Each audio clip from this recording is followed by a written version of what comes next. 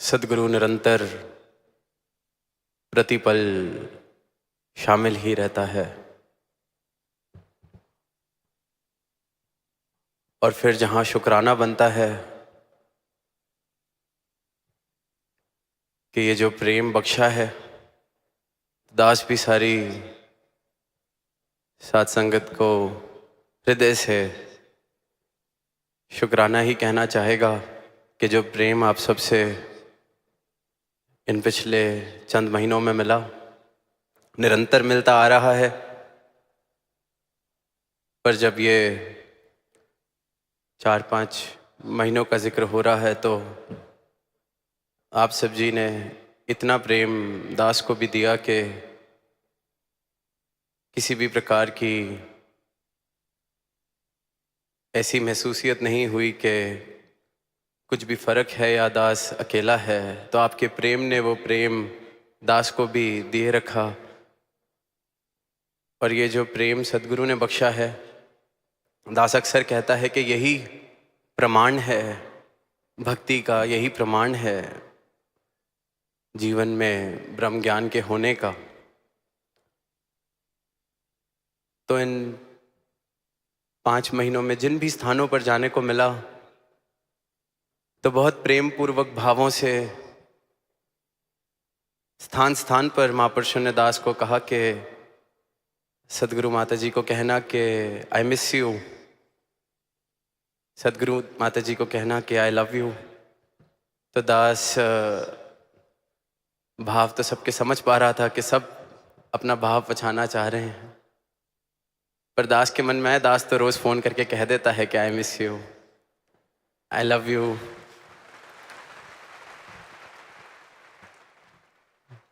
और जब भी किसी महापुरुष ने ये कहना तो दास को यही लगता था कि चलो अपने साथ वाले के मैसेज के साथ आपका मैसेज भी दास दे देगा।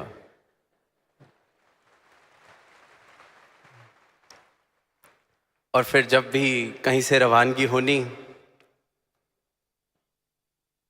तो प्रेम भाव से, भोले भाव से महापुरुषों ने कहना कि अगली बार सदगुरु माता जी को साथ लाना, अगली बार सदगुरु माता जी को साथ लाना।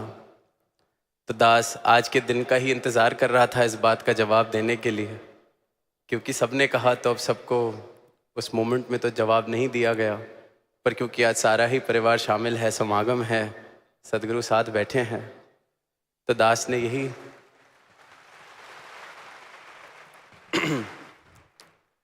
कि जब सबने कहा कि अगली बार सदगुरु माता जी को साथ लाना, तो दास यही कहना चाहेगा कि लाने वाले ये हैं, ये दास को साथ लाएंगे आपके अपने, भेजने वाले भी आप सबके पास ये, और आगे आप सबके बीच अपने साथ लाने वाले भी ये।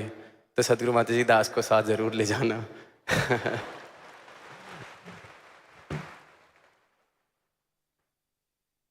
तो ये जो प्रेम है,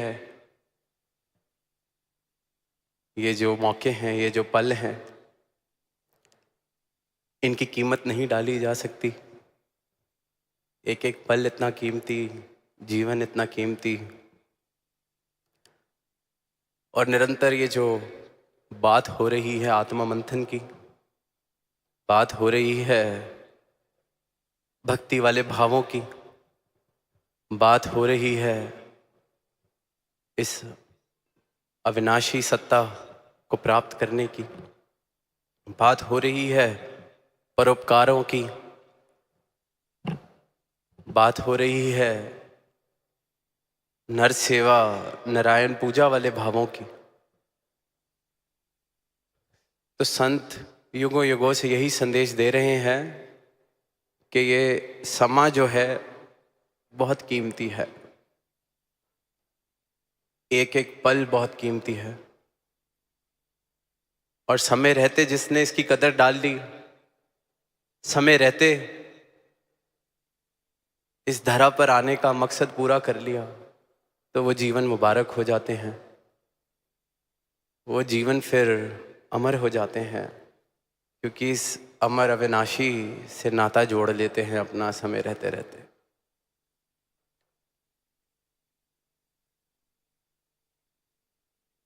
अक्सर बैटरी बात फुली की जाती है चार्ज जब हो भी गए। धर्म अमित सर अपने पास है, बुला या ले जाए। धार्मिक भावनाओं की बात होती है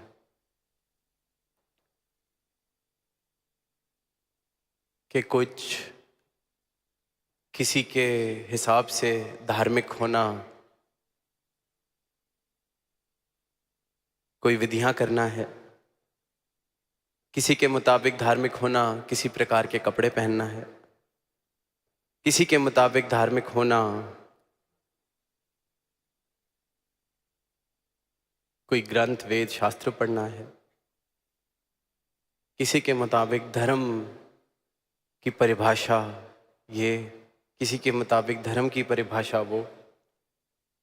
जैसे जैसे स्थान स्थान पर जाते हैं, संस्कृतियां देखते हैं, कल्चर्स देखते हैं, रिलीजन्स ऑफ द वर्ल्ड देखते हैं, सबके अपने अपने भाव हैं और फिर सब कह ये देते हैं कि मंजिल तो एक ही है,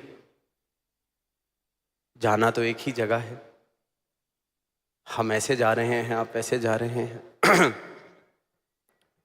पर आत्मा मंथन करने वाली बात यह है, जीवन के छोटे से छोटे पहलू में भी अगर देखें,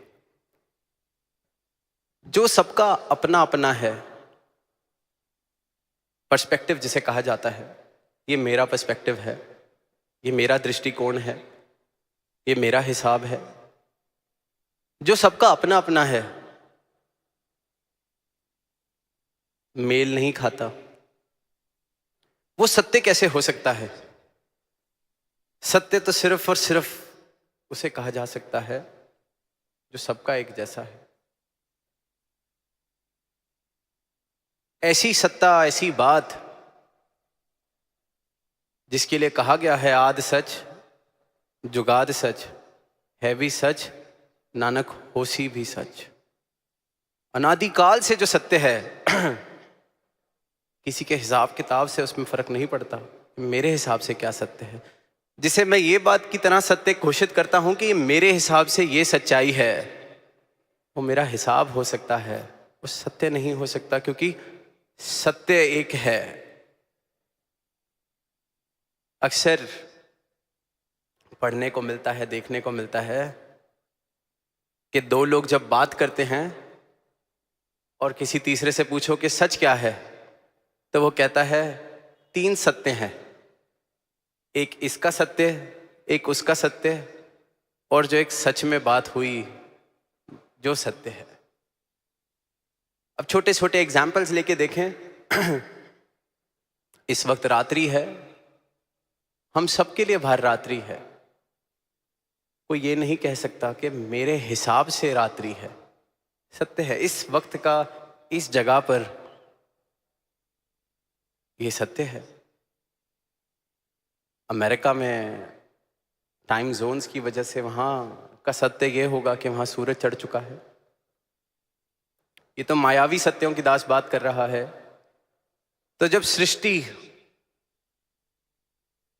में भी कुछ यूनिवर्सल ट्रूथ डाले गए हैं कि सूर्य उदय कहां से होता है, sun rises in the east, पूरब से उगता है, सत्य है, सबके लिए ही सत्य है। जब इस सृष्टि में भी इस परमात्मा ने ये झलक दी है कि जो मेरी बनाई हुई सृष्टि है उसमें प्यास सबकी पानी से ही बुझती है, ये सत्य है। कोई बात या हिसाब नहीं है कि मेरी प्यास पानी से बुझती है, आपकी प्यास किसी और चीज से बुझती है।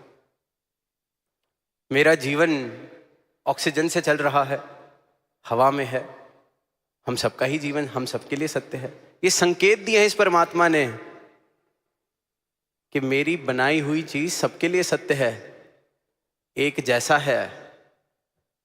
तो फिर परमात्मा कैसे मेरा तेरा, मेरे हिसाब वाला तेरे हिसाब वाला हो गया? जब बनाई हुई रचनाएं जिसे माया कहा गया है, इस प्रभु की बनाई हुई रचना कहा गया है, उसमें भी यूनिवर्सल ट्रूथ डाले हैं। कोई ये नहीं कि मेरा सूरज पश्चिम से उगता है, किसी का दक्षिण से उगता है, सबके लिए सूर्य का उदय पूरब से हो रहा है, ईस्ट से।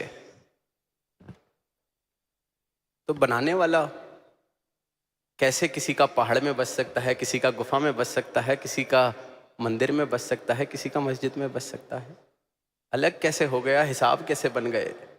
तो पहली बात तो आत्मा मंथन करने की सारी ही मानवता के लिए है कि जितनी चीजें हमने अपने हिसाब किताब से बनाई हैं वो परम सत्य नहीं हो सकती, क्योंकि परम सत्य जिसको भी बोध हुआ है एक ही तभी जब कोई ग्रंथ खोलते हैं, वेद खोलते हैं, किसी भी युग में हो, किसी भी संस्कृति में हो, जहां सदगुरु ने जिस भी रूप में, जिस रूप में धरा पर आए हों, बात इस एक ही सत्य की है। भाषा कोई भी हो, समा कोई भी हो, युग कोई भी हो, universal truth. And realising this universal truth is what is called as enlightenment. Realizing this God, one formless. तो आत्मा मंथन की शुरुआत अगर करें तो ये करें कि बेशक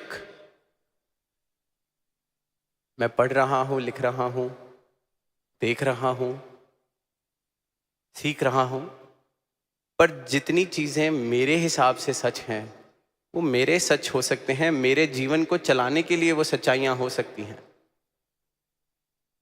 पर जो परम सत्य है वो हर एक जीव के लिए सत्य है। ये परमात्मा बराबर है, सब में बराबर बस रहा है, सबके लिए बराबर बस रहा है। एक एक मानव हकदार है इसकी प्राप्ति का। एक एक मानव ये संभावना रखता है कि इस प्रभु परमात्मा के दर्शन कर ले, इसको प्राप्त कर ले। और यही कारज, यही कृपा, यही अनुकंपा करने सदगुरु धरा पर आते हैं।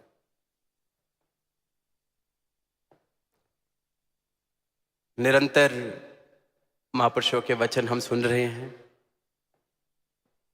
प्रेरणा ले रहे हैं भक्ति के भावों की, दास भावना, भक्ति भावना कि सदगुरु के चरणों में आए, शीश झुकाया, ब्रह्म ज्ञान मिला, जीवन रोशन हो गया, मैं दास बन गया, गुरु का दास बन गया। दास ने पहले भी कुछ महीनों पहले बात कही कि शब्द ही कितना मीठा है गुरदास, कितनी मिठास है। शब्द बोलते हैं और कितनी मिठास गुरदास। जब नाम में इतनी मिठास तो फिर गुरु के दास के जीवन में मिठास कितनी होनी चाहिए।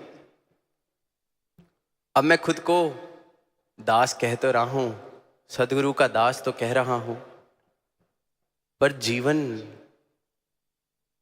जीवन क्या दर्शा रहा है, यह आत्मा मंथन करना, ये मेरी अपनी जिम्मेवारी है, ये मेरा अपना फर्ज है। आज सुबह सेवा दल रैली के दौरान सवाल पूछा एक स्किट के दौरान नौजवान ने कि मिला ही क्या है सेवा से। तो दास के मन में यही भाव आया कि सदगुरु शुक्र है आपका कि आपने इन सवालों को बाहर आने की इजाजत दी, प्रेरणा दी, क्योंकि जो हिचकिचाहट में दब जाती है बात, वो जिंदगी भर संदेह बन के ही रह जाती है, क्योंकि वो किसी डर के मारे, हिचकिचाहट के मारे पूछा नहीं, बस मान लिया, तो फिर पूरी उम्र वो कश्मकश चलती रहती है, वो खेल चलता रहता है। कभी मेरा संदेह ऊंचा हो जाता है, कभी मेरा विश्वास ऊंचा हो जाता है, पर स्थिरता नहीं आती। और आत्मा मंथन करना है तो ये सवाल तो पूछने होंगे। सवाल चाहे कठिन हो, चाहे कड़वे हो, पर पूछने तो होंगे, खुद से पूछने होंगे, प्रश्न करना होगा। पर जब भी प्रश्न करें तो उत्तर प्राप्त हो सके उतनी जगह बना के प्रश्न किया जाए।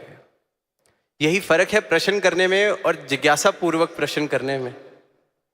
जो व्यक्ति जिज्ञासा, जिसे जिज्ञासु कहा जाता है, जो ढूंढ रहा है कुछ भी जीवन में, कोई भी कला सीखना चाह रहा है, कोई भी बात, या फिर भक्ति के मार्ग पे बात करें, परमात्मा को चाह रहा है, भक्ति चाह रहा है, अगर वो जिज्ञासा पूर्वक मांगता है, जिज्ञासा पूर्वक पूछता है, तो इस बात का मतलब ये है कि वो मान रहा है जो मैं पूछ रहा हूं इसका उत्तर मेरे पास नहीं है, तभी जिज्ञासा है, तभी वो भावपूर्ण है। पहले अपनी अज्ञानता को एक्सेप्ट किया, स्वीकार किया कि ये जो सवाल मैं पूछ रहा हूं जिज्ञासा पूर्वक तभी हो सकता है जब मैं इस बात को मान लूं, एक्सेप्ट कर लूं कि जिस बात का जवाब ढूंढ रहा हूं वो मेरे पास नहीं है। बहुत कठिन हो जाता है जीवन में। देखिए, छोटी सी बात किसी को पूछनी बड़ी मुश्किल लगती है, क्योंकि ऐसे लगता है कि कैसा लगेगा कि मुझे इतनी सीधी सी बात नहीं आती, कैसे पूछूं। गूगल कर लेंगे, ज़्यादा आसान है, निरंतर करते हैं। सर तो हिला दिया, जब सामने से वो व्यक्ति गया तो Google, chat GPT, everything is here for our rescue now. पर जिस पल में मैंने इस बात को स्वीकार किया कि इस बात का जवाब मेरे पास नहीं है, फिर पूछा, तो वो प्रश्न जिज्ञासा भरा प्रश्न हो जाता है, वो बात जिज्ञासा बन जाती है। और प्रश्न सिर्फ इसलिए पूछा कि सामने वाले को बताना है कि हमारे पास सारे ही जवाब हैं, फिर तो दुनियादारी में भी सारे प्रश्न पूछे जा रहे हैं। तो ये आत्ममंथन करना है। संतों की शरण में मैं जाता हूँ, संगत में मैं जाता हूँ, सदगुरु के पास मैं आता हूँ, यहाँ समागम में मैं आया हूँ, संगत में मैं जाता हूँ, तो क्या खाली होके जा रहा हूँ? खाली होऊंगा तो अवश्य भरूंगा। ये भी संकेत परमात्मा ने अपनी सृष्टि में बखूबी दिया हुआ है। किसी नदी में जाते हैं, एक मटका पानी, खाली मटका पानी भरने के लिए उस नदी में डालें, जैसे ही मटका जाता है पानी उस तरफ नीचे हो जाता है, खाली स्थान बनता है, और पूरी नदी उस खाली स्थान को भरने के लिए एक क्षण में आ जाती है, इसलिए हमारा मटका भरा जाता है। दस्तूर है। परमात्मा ने हर जगह संकेत दिया है, खाली होगा तुरंत मैं भरता हूं, खाली होने को तो तैयार हो।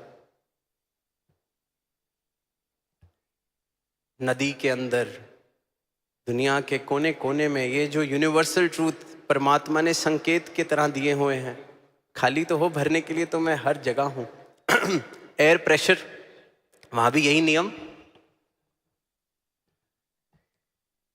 तो भाव ये है कि खाली होके प्रश्न पूछे जा रहे हैं, तो जिज्ञासा मान लिया कि नहीं आता, ये आत्ममंथन करना है।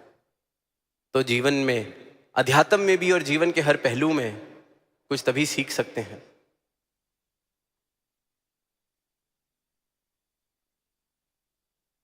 ऐसा ही एक सवाल दास से किसी टूर पे एक बच्ची ने आके पूछा, कहती, दासी का एक सवाल है, संगत में सुनते हैं कि निंदा नहीं करनी, पर अगर दिल हल्का करने के लिए किसी से बात करनी हो तो क्या कर सकते हैं? कोई चीज भारी लग रही है, किसी ने कुछ ऐसा किया है जिससे मेरे दिल को ठेस पहुंची है, मैं बहुत ज्यादा सोच रहा हूं उसके बारे में, अब दिल हल्का करने के लिए बात करूंगी तो जिक्र होगा, तो क्या वो निंदा हो जाएगी?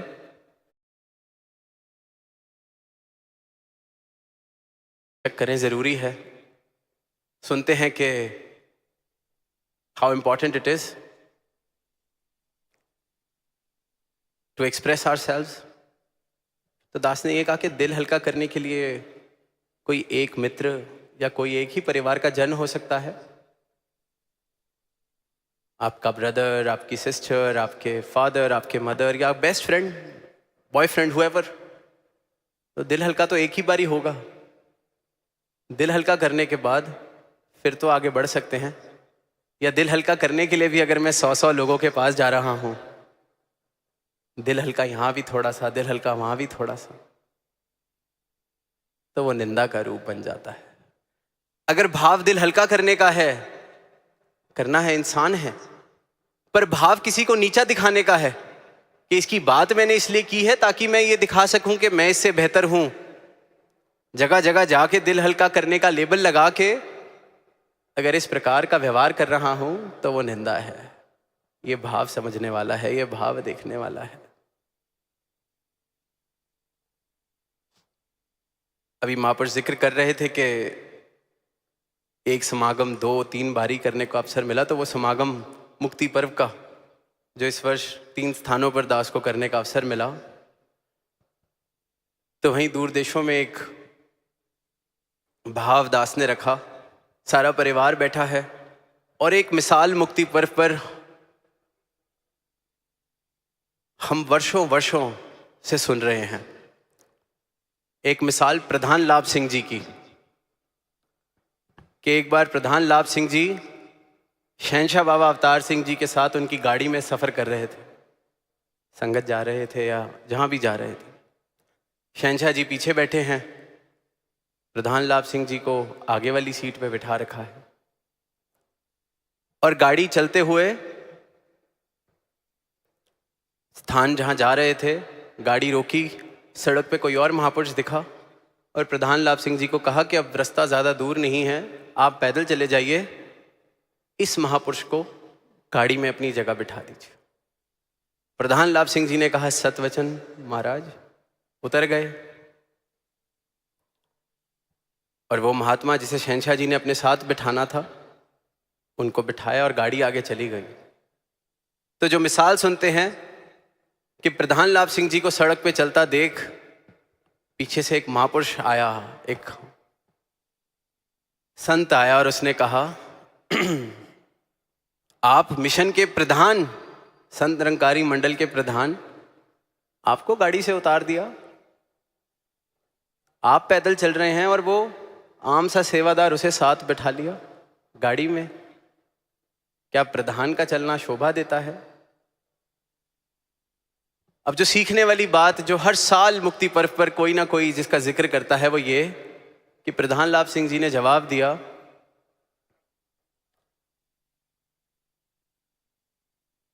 कि तू खुद तो डूबेगा और मुझे भी डुबाएगा। तेरे ये जो भाव हैं, तू खुद तो डूबेगा और मुझे भी डुबाएगा। वो सदगुरु हैं, वो जो कर रहे हैं हमारे लिए भला है। मिसाल हम सुन रहे हैं, सुना रहे हैं। अब आत्ममंथन करने का विषय क्या है? मैं किस श्रेणी में हूं? प्रधान लाभ सिंह जी वाली, या वो जो महापुरुष जो इंतजार कर रहा था कि ये गाड़ी से उतरे और मैं उनके मन में ये भाव डालूं, आपको उतार दिया? मेरी श्रेणी क्या है? जब मेरे पास आके कोई मुझे ये कहता है आपको पीछे बिठा दिया, अंथक सेवादार हैं आप, भक्त हैं आप, आपको पीछे बिठा दिया, मेरी अवस्था क्या है उस वक्त? क्या ये चेतनता, क्या ये भाव आता है कि महापुरुषों आप खुद तो डूबोगे, मुझे भी डुबाओगे? या मैं भी कह देता हूं बात तो ठीक है, बात तो बिल्कुल ठीक है। आज संगत में वो एग्जाम्पल दिया कि थड़ा बना दो, थड़ा तोड़ दो, तो गाड़ी हटाने को ही जरा कह दिया। क्या मेरी गाड़ी को ही हटाने को कह दे तो मेरे साथ चलने वाला ये कह देता है अरे आपकी गाड़ी को नहीं पहचाना, आपकी गाड़ी हटाने को कह दी? मेरी अवस्था क्या है? क्या मैं उस पल में जवाब दे पाता हूं कि महाराज मुझे बख्शो, आप तो डूबोगे, मुझे भी डुबाओगे? मेरी अवस्था क्या है? आत्मा मंथन इस बात का करना है, इस बात का होना है। पास नहीं मिला, एक ही पास मिला, साथ वाले को 10 पास दिए हैं। मैंने किसके साथ अपने आप को घेरा हुआ है? जो ये सवाल पूछने के लिए हमेशा मेरे आसपास घूमते रहते हैं, किस श्रेणी का संत मैं अपने साथ लेके चल रहा हूं? जो वेट कर रहा है, पास नहीं मिला, आपको नहीं जानते, आप तो परिवार हैं, आप तो अंथक सेवादार हैं, आप तो गुरु के परिवार से हैं, आप तो जोनल इंचार्ज हैं, आप तो फलानी कमेटी के मेंबर हैं।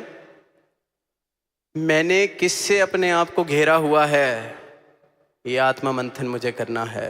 प्रधान लाभ सिंह जी वाली अवस्था भी नहीं है तो कम से कम इतनी आत्मा मंथन की आवश्यकता है कि कहीं आसपास ऐसे ही कंपनी, ऐसी संगति में लेके चल रहा हूं जो पल पल यही सवाल पूछ रही है, आपको नहीं जानते, आपको पास नहीं दिया, आपकी गाड़ी नहीं पहचानी, आपको नहीं देखा। तो ये आत्मा मंथन मुझे करना है कि कहीं मैं तो नहीं डूब रहा, या खुद भी जो डूबने वाले हैं उन्हीं के साथ तो नहीं घेरा हुआ मैंने। जिस कश्ती में तरना है कहीं उसी में खुद छेद तो नहीं कर रहा। ये भाव, ये चिंतन, ये मंथन शुरुआत, क्योंकि इस दर पर आ गए तो आज दास थोड़ी उस रूप की बात ही कर रहा है कि यहां आ गए और फिर ये बात, फिर ये भाव, तो क्या ही बात बनेगी। मिसालें दे देना, बातें धरा देना, चीजें कह देना बहुत आसान है, पर जो कहता हूं क्या जीवन चल रहा है? या जरा सी कोई बात हुई और सामने से मैं कहता हूं मेरा इन्ना भी हक नहीं बनता, मेरा ये भी नहीं बनता। संगति, भाव मिसाल सुलाने वाले ना हो, जीवन मिसाल बने। दतार ऐसी मेहर आप करो, ये जीवन हर गुरसिक का मिसाल बने। ये भक्ति जो आपने दी है इसकी संभाल बख्शो। एक कहानी पीछे पढ़ने को मिली। एक इंसान था गांव में रहने वाला। गांव में जो चीजें बनती थीं, कोई कुम्हार कुछ बनाता या कोई और चीजें, वो उनसे इकट्ठी करता था और अपने गधे पर लाद कर एक शहर में बेचने जाता था। यही उसका व्यवसाय।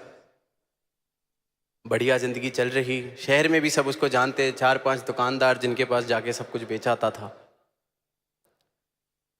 अब एक दिन ऐसे ही शहर में गया तो सामने से एक आदमी चलता हुआ आ रहा और उसने देखा कि आज इसके गधे के गले में कुछ बंधा हुआ है, चमकता हुआ पत्थर एक बंधा हुआ है। गधे के गले में कुछ अनोखा सा चमकता हुआ बांध के घूम रहा है। अब जिस इंसान ने देखा उसकी नजर परखने वाली थी, उसने देख लिया कि ये हीरा है जो उसने गधे के गले में बांधा हुआ है। जाता है उससे सहज में ही पूछता है कि गधे के गले में क्या बांधा है अपने? कहता है पता नहीं, आज शहर की तरफ आ रहा था, रास्ते में कुछ पड़ा हुआ दिखा, चमक रहा था, पसंद आ गया तो मैंने इसके गले में बांध दिया। कहता अच्छा, चल ये मुझे दे दे, तुझे 10,000 रुपये दिए, ये मुझे दे दे। अब वो गधे का मालिक जो था उम्मीद तो नहीं कर रहा, उसे लगा पत्थर 10,000 रुपये मिल रहे हैं, पर कहता नहीं, 20,000 दोगे तो मैं ये देता हूं। उस सामने से कहता है नहीं, 10,000 पत्थर दे दे। वो कहते नहीं, 20,000 में ही दूंगा, और आगे चला जाता है। अब जो हीरा पहचानने वाला था वो जानता था कि कीमत लाखों की है, शायद करोड़ों की कीमत है। सोच रहा है मन में कि किस मूर्ख को ये पत्थर मिल गया है, गधे के गले में बांध के घूम रहा है। थोड़ी देर में जाता है कि चलो 20,000 दिए, बात खत्म करते हैं। पहुंचता है उसके पास और देखता है गधे के गले में वो पत्थर नहीं है। पूछता है उससे, अरे वो पत्थर कहाँ गया? ले 20,000 देता हूं। गधे का मालिक कहता है वो तो मैंने बेच दिया पिछली दुकान पर, पूरे 50,000 में बेचा है। अब वो जो हीरे को परखने वाला था कहता, गधे, मूर्ख, लाखों करोड़ों की चीज तूने 50,000 में बेच दी, अकल नहीं है तुझे? गधे का मालिक कहता है कि साहब, होऊंगा मैं गधा, होऊंगा मैं मूर्ख, पर फिर उस हिसाब से आप क्या होए जो 10,000 के पीछे करोड़ों की चीज छोड़ दी? मुझे तो नहीं पता था कि वो करोड़ों का है। आपने जानते हुए 10,000 के पीछे करोड़ों रुपए की चीज छोड़ दी, लाखों की चीज छोड़ दी। तो अगर मैं गधा हूं, आप क्या हैं? जिसके पास तो कीमत नहीं है उसकी तो फिर माफी है, अनजान है। हमारा क्या होगा अगर सब कुछ जानते हुए किसी बात के लिए ये हीरे वाला सौदा छोड़ दिया? कहीं ये नहीं मिला, कहीं ये नहीं पूछा, कहीं किसी ने जरा सा कुछ कह दिया, उसने 10,000 के पीछे करोड़ों का हीरा छोड़ा, मैंने छोटी सी बात के लिए ये अनमोल रतन, राम रतन धन छोड़ दिया, सदगुरु का दर छोड़ दिया।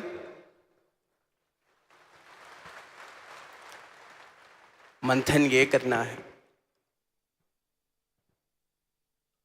प्रधान लाभ सिंह जी की, भक्तों की, गुरसिखों की मिसाल मैं दे रहा हूं,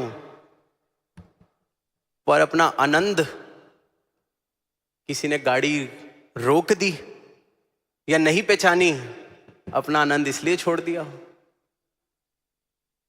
अमृत इसलिए छोड़ दिया, उसमें विष इसलिए घोल दिया, जबकि जानता हूं, बचपन से सुन रहा हूं। तो हमें क्या कहा जाएगा? आत्मा मंथन इस बात का करना है। जिसके पास तो पहचान नहीं, उसे तो कुछ नहीं कहा जा सकता। मुझे किसी ने वहां बिठा दिया, यहाँ बिठा दिया, ये कर दिया, वो कर दिया, 2 की जगह 4 पास दे दिए, 4 की जगह 1 पास दे दिया, 1 भी नहीं दिया। कौड़ियों के बदले राम रतन धन, सदगुरु के चरण, इनसे मैं दूर। तो अगर वो गधे वाला मालिक गधा है, मूर्ख है, तो हम सबको क्या कहा जाएगा? आत्मा मंथन इस बात का करना है। तो क्योंकि समय हो रहा है और इस बार क्योंकि एक दिन बड़ा है, तो दास को भी कल एक अवसर दोबारा मिलेगा, तो बाकी भाव दास अपने कल रख देगा। पर तब तक के लिए ये आत्म मंथन करें कि इस आनंद के समुद्र में आए हुए हैं, समागम चल रहा है। यहां भी अगर मैं आनंद नहीं ले पा रहा, यहां भी मैं खुश नहीं रह पा रहा, यहां भी कमियां देख रहा हूं, तो अगर उस गधे वाले को गधा कहा जाएगा, तो हमें क्या कहा जाएगा? प्रेम से कहना, धन्यवाद। संगत जी, प्यार से कहना, धन निरंकार जी। आज 78 निरंकारी संत समागम के दूसरे दिन, जहाँ सभी ने सुबह सेवा दल की रैली रूप, जहाँ सेवा भाव का जो इम्पोर्टेंस होता है, महत्व, ये अनेकों रूपों में, चाहे वो स्किट्स द्वारा थी, चाहे वो उस भाव को दर्शाना कि इस परमात्मा ने अगर ये शरीर दिया है तो ये स्वस्थ रखते हुए ही हम जहाँ इस शरीर का कद्र डाल सकते हैं, वहीं फिर भाग दौड़ के या किसी रूप में पूरी मानवता की सेवा कर सकते हैं।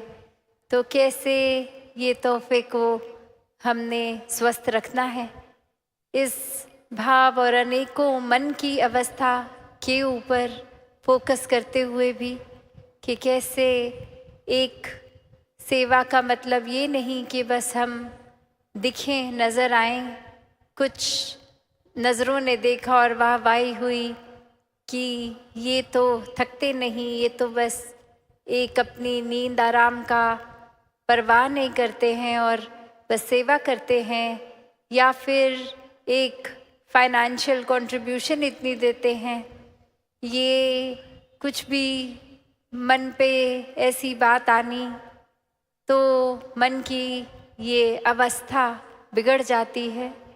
कैसे ये सेवा तो समर्पित होके होती है इस निराकार, इस प्रभु परमात्मा के प्रति के कर्ता ये निराकार है। एक अगर बल भी बख्शा तो ये कृपा है।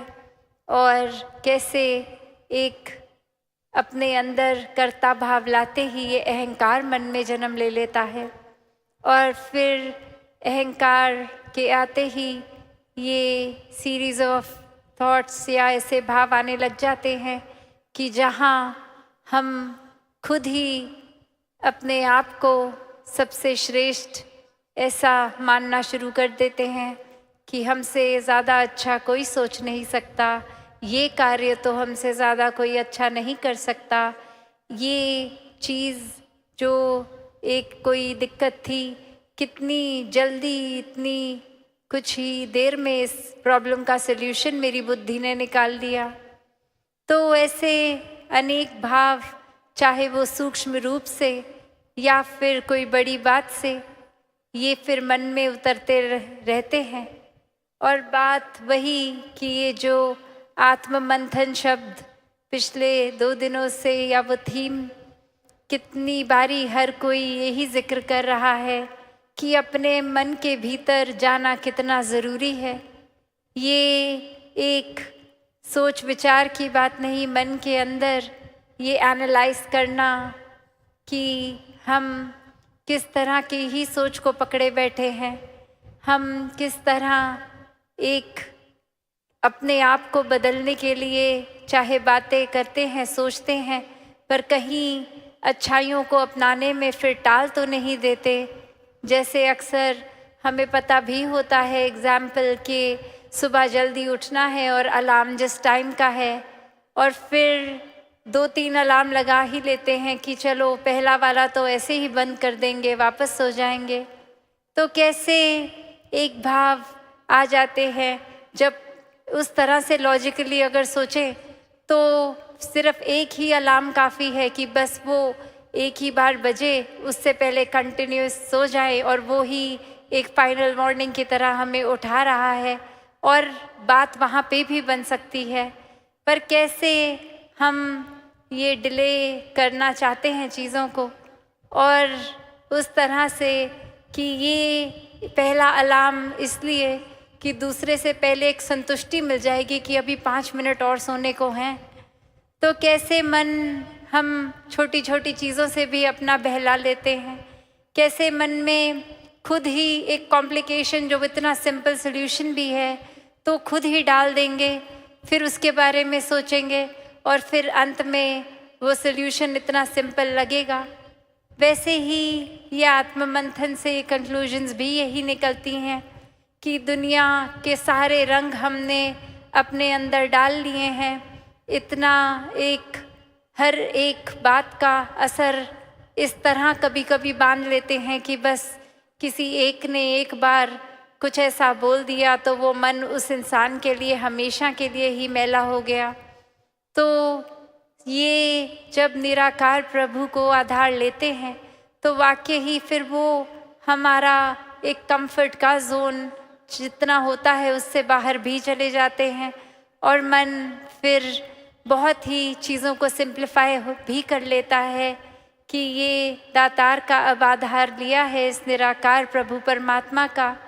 तो अब जब मन के भीतर अपने ही एक अंदर की तरफ की यात्रा, ये जर्नी विद इन आत्ममंथन करेंगे तो फिर ये बहुत ही चीज़ें जो खुद ही हमने कॉम्प्लिकेट की हैं वो लेयर बाय लेयर एक खुद ही वो हमें समझ आता है कि एक सरलता से भी चीज़ का एक समाधान निकल सकता है। जहाँ हम इतने थॉट्स को, इतने भाव को, इतने इमोशंस को कंटेन भी नहीं कर पाते, वो एक टर्मोइल सा आता है मन में, वहीं ये सहजता आते ही, इस निराकार का एहसास होते ही ये सुमिरन रूप हो तो कैसे फिर सारी चीज़ें स्वयं ही अपने भीतर भी शांत लगती हैं कि एक कारण मिले ना मिले, कोई वजह मिले ना मिले, फिर भी ये विश्वास जहाँ आ जाता है कि हर पल में जब निराकार है और निराकार ऐसा कुछ नहीं करेगा जो हमारे लिए उचित ना हो, तो एक बुरी सी बुरी चीज़ भी जो 1 मिनट पहले हमारे अकॉर्डिंगली थी, वही मन शांत हो जाता है। वहीं एक ये भाव आ जाते हैं कि ये अगर कोई चीज़ है तो इसमें से हमने सीखना क्या है, ये सिर्फ कुछ सिखाने के लिए ही आई है और वो चीज़ सीख लिया जाए। कैसे अपने मन में हम धीरे धीरे इस तरह छोटी छोटी चीज़ों से ही पवित्रता डालनी शुरू कर सकते हैं। ज़रूरी नहीं कि अगर सड़क पे चल रहे हैं तो वो कचरा उठा के अपने हैंडबैग में, अपने बैकपैक में हमें डालना है। नहीं, वो कचरा उठा के डस्टबिन में भी डाला जा सकता है। वो अनवांटेड चीज़ एक अगर है हमारे पास तो उसका हम क्या कर रहे हैं जीवन में, वो ज़रूरी है। उस चीज़ का ही आत्ममंथन करना है। जैसे हम जितना कुछ भी दिन में देख रहे हैं, सब कुछ तो हम नहीं एक अब्जॉर्ब करते। हमारा दिमाग उस तरह से चीज़ों को फ़िल्टर करता है कि जो प्रायोरिटी लगे वो दिन के एंड तक भी चीज़ याद रहती है। और कितनी चीज़ तो हमने चाहे दिन में अनेकों थॉट सोचे भी, अगर हम गिनती करने आए तो आधे से ज़्यादा तो कॉन्शियसली याद भी नहीं होंगे क्या क्या आज सोच लिया। तो बात वही कि क्या चीज़ को अपनानी है और कितनी देर के लिए अपनानी है। कुछ तो संत महात्मा किस पल में ऐसे अनमोल बात बोल देते हैं जो वाकई ही सुन के लगता है कि ये तो जीवन परिवर्तित करने वाली बात है, और वो वाकई ही बात जीवन भर के लिए टिक जाती है।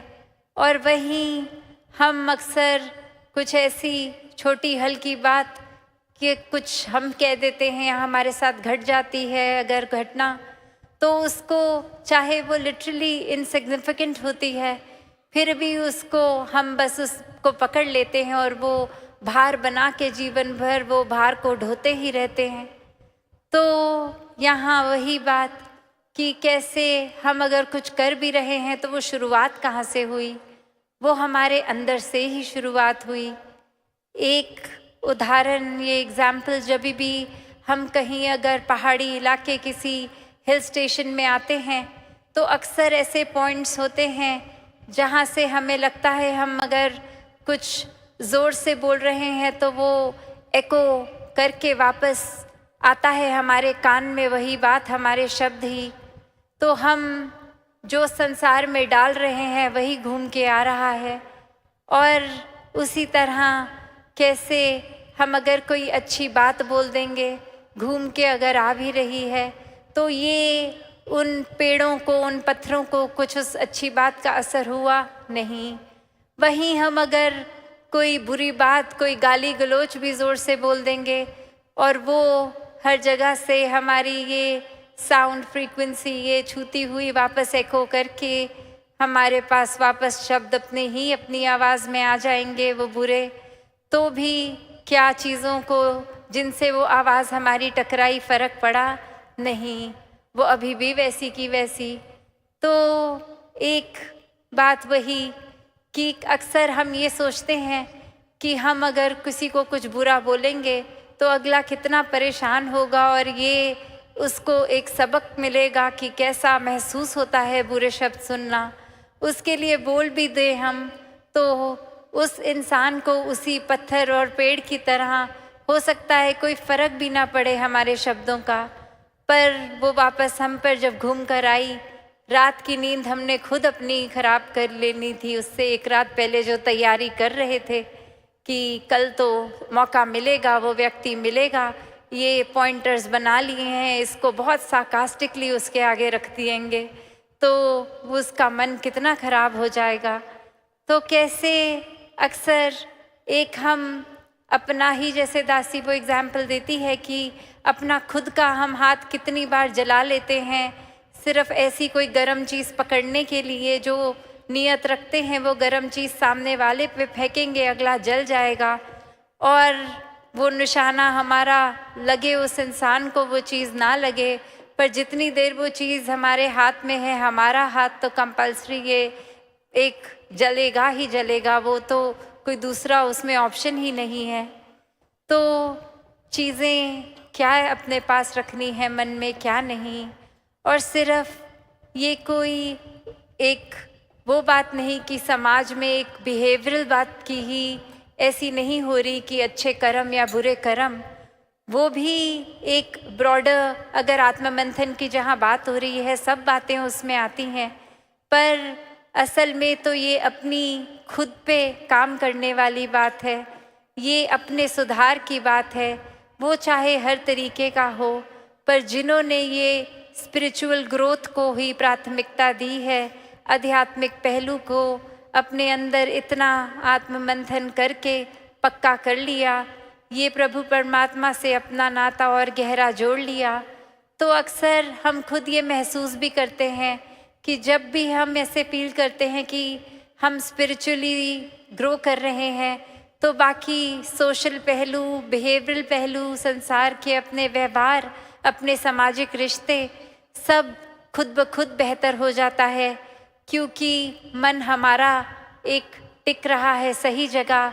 वो एक पॉजिटिविटी की शुरुआत होते हुए वो हर पहलू में जीवन के फिर एक रिपल इफेक्ट से पहुंचती है। तो मन ही हमारा अशांत हो तो वो अशांत हम खुद भी अंदर से महसूस करेंगे अशांति। और हम एक जिस तरह एग्जाम्पल दासी ने ये दिया कि जो शब्द बोलेंगे, अगर हम कुछ इरिटेट होके, एक चिड़चिड़ होके शब्द ऐसे बोलेंगे, तो वो एक अंदर की स्थिति ही बाहर आई है, और वही हम पहुंचाएंगे और वही वापस मन को तंग करेंगे शब्द हमारे अपने खुद के हमें भी। तो ये अंदर ही इस तरह परमात्मा को एक हमेशा के लिए अगर धारण कर लें 24 घंटे के लिए, तो फिर वाकई ही इस एहसास में कि ये परमात्मा की जीवन में मौजूदगी है, ये परमात्मा तो हर समय ही अंग संग है, सिर्फ हम ही इससे दूर होते हैं। वो पल जब ये हमेशा आँखों के सामने होने के बावजूद भी हम ही अपनी आँखें इससे चुरा लें, तो ये फैक्चुअली परमात्मा को तो फ़र्क नहीं पड़ेगा कि हम इसको देख रहे हैं कि नहीं। ये तो हमारी ही बेहतरी के लिए है कि हम वाकई ही अपना सुधार तब तक ही कर पाएंगे जब जब परमात्मा को मन में एक पक्की तरह विराजित कर लें। तो एक भाव यही हर किसी का रहता है, और पिछले 2 दिनों और आगे आने वाले दिनों में भी यही भाव आत्ममंथन का, जो ये एक एक्टिविटी की बात नहीं हो रही, एक इंटेलेक्ट की बात नहीं हो रही, पर ये वही बात कि कैसे चाहे हम अब गुणों को छोड़ें, गुणों को अपनाएं, एक अपना विश्वास किस तरह परमात्मा पे कायम रखें, क्या चीज़ों को एक नज़रअंदाज कर दें, किस चीज़ों को एक पक्का मन में बांधें, ऐसे अनगिनत पहलू ये सब फिर निराकार के ऊपर आधारित हैं। तो स्पिरिचुअल ग्रोथ तो होगी ही, साथ में पल पल हम एक उस पहलू को भी अपने मानवीयता जो होती है, एक ह्यूमन वैल्यूज़ की बात होती है, दैवीय गुण, वो भी और जीवन में मजबूत होते हुए सभी पहलू हमारे एक हमको ही एक हमारी ही बेटरमेंट के लिए है, हमारा ही सुधार हो रहा है। और ये सुधार सिर्फ इसलिए नहीं कि कोई दिखाने के लिए किसी को, ये तो उतना ही सुधार हम एकांत में अपने कमरे में अकेले बैठे भी तो भी, या फिर 50,000 लोगों के बीच में बैठे तो भी। तो बात यही कि जहाँ सुधार की बात है वहाँ एक आत्ममंथन ज़रूरी है, वरना तो ऐसे भी व्यक्ति हैं संसार में कि जिनका खुद को तो ये रियलाइज़ करना बहुत दूर की बात कि किसी को चोट पहुँचाई है, अगर कोई बोल भी दे तो उल्टा उसी इंसान को और क्रोधित होकर जवाब देते हैं। तो ऐसे भाव भक्तों संतों के नहीं होते। ये तो हमेशा क्षमाशील ही रहते हैं। एक गलती हो ना हो, एक भाव मन में यही आता है कि सुधार अपना हमेशा हो। अगर किसी ने पॉइंट आउट की है कोई कमी, तो एक हमारा ही भला किया है उस व्यक्ति ने, ताकि हम और बेटर हो सकें। अपने मन में ये भाव तो संत आने ही नहीं देते कि अगर किसी ने कुछ गलत किया है तो उसको पलट के बोलें कि हाँ, आप तो बिल्कुल ही परफेक्ट हो जो हमको इतना सुना रहे हो। नहीं, संत तो उस व्यक्ति के मन से इतना शुक्राना करते हैं कि शुक्र है आपने हमारी ये कमी हमारे सामने रख दी, और इसी समय ये हम चेतन हो गए, इसका सुधार करना है। और फिर वो सुधार कोई डिलेड नहीं होता, वो उसी पल सुधार शुरू होता है। तो बात वही कि जीवन में ये आत्म मंथन हर समय हो, और किस चीज़ का हो। कहीं हम ऐसा ना करें कि सिग्निफिकेंट ये जो ज़रूरी चीज़ें हैं उनके बारे में तो आत्म मंथन करें ना, और छोटी छोटी चीज़ें जो एकदम जिन पे वैसे ही कोई तवज्जो देने की ज़रूरत ही नहीं है, उसको पकड़ के अपने कितने दिन खुद भी ख़राब कर दें और लेबल दे दें कि हम तो अभी इस एक बात पे इतना इंट्रोस्पेक्ट कर रहे हैं। तो वो कंटेंट किस बात को अंदर डालना है और उस पर आत्म मंथन करना है, वो भी बहुत ज़रूरी है। जिस तरह थोड़ी देर पहले दासी ने कहा कि ये अगर हम दिन में कुछ भी देख रहे हैं तो सारी की सारी चीज़ों को एक नहीं, वो चुनिंदा अच्छाइयों को ही अपने अंदर धारण करें, कि हर बात जो आँख के आगे आ रही है हर एक को ही अटेंशन ना दें। वो ही चीज़ें जो वाकई ही चुनकर अपना और औरों का सुधार हो सकता है, उन चीज़ों को ही चुने। तो दासी और अधिक समय नहीं लेगी, आने वाले दिनों में अपने मन के भाव और आपके चरणों में रखती रहेगी। तो इस तरह आज का भी दिन, वो सुबह का चाहे सेवादल रैली रूप और अभी भी ये सत्संग रूप, और हर कोई यही सेवा भाव को अपनाते हुए, ये अपना मन निराकार से लगाते हुए सिमरन रूप और ये सत्संग के प्रति की संतों की जितनी भी वाणी सुनने मिले, उसको सिर्फ कान तक नहीं जीवन में उतारें, अच्छी बातों को अपना के उन पे आत्म मंथन करते रहें। साथ संगत जी, धन निरंकार जी।